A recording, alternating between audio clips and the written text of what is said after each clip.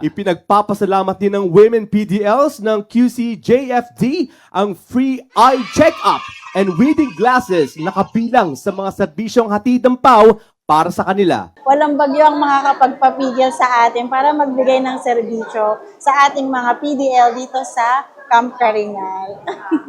Totoo nga ang sabi na ito ni Miss Rachel ng Executive Optical matapos ngang bumuhos ang malakas na ulan kalagitnaan ng pagkakaloob ng mga libreng serbisyo ng PAW at private partners nito sa Quezon City Jail Female Dormitory o ang tahanan ng Bagong Pag-asa sa Camp Karingal, Quezon City noong June 29. Sapagkat bahagyamang naantala ang PAW Legal Medical Dental Optical Jail Visitation and Decongestion Program ay agad naman itong itinuloy matapos makahanap ng maayos na malilipatang area. Ika nga, walang makakapigil. Dahil umulan at bumagyo man, ay naroon din ang ating hepe, PAW Chief Persida Acosta, at dinamayan niya ang buong team at ang ating mga kababayan sa masungit na panahon. Isa nga sa mga apektado noon ay ang area kung nasaan ang optical team, pero Walang makakapigil sa atin at nakahanap agad tayo ng pwesto para mapaglingkuran ng ating mga PDL na nangangailangan ng check-up sa mata.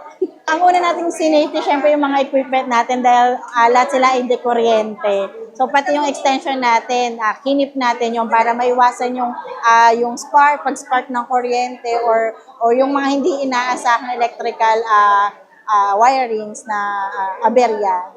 Dahil madali natin silang na-safe keep, so yung mga equipment natin ay hindi naman naapektuhan ng tubig. kinamusta naman natin ang naging serbisyo nila sa ating female PDLs. May edad na o senior citizen po yung mga na-check up natin ng mga unang batch. Medyo matataas yung grado nila at nangangailangan sila ng grado pang malapit o yung pambasa nila. Maayos naman sila na-check up nila, Doc, and dahil nga sa PAW, meron din sila, nakakakuha din sila ng libreng reading glasses. May mga pasyente, or mga PDLs na mga nagtatanong kay Doc, ano ba yung mga cases, ba't ibang cases ng mata? May mga iba't iba silang nararamdaman na kinoconsult nila sa ating mga doctors. Bakit nga ba pinipili ng Executive Optical o EO na mamalaging private partner ng PAW sa mga proyekto nitong nagkakaloob ng free eye care services? Siyempre, unang-una nakikita ko ang PAW kung paano nila tinutulungan yung mga persons deprived of liberty and other communities na inaabot ng PAW na hindi naaabot ng mga services ng mga katulad ng mga regular clinics, hospital.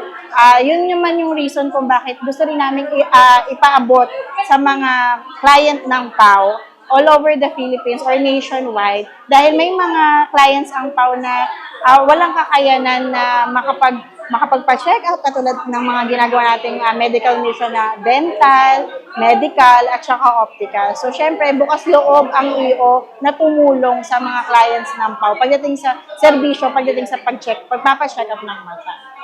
Para sa hashtag Palanews, ako si Geraldine Ranyes, Persida Acosta, tagapagtanggol ng masa, katarungan laban sa kahirapan.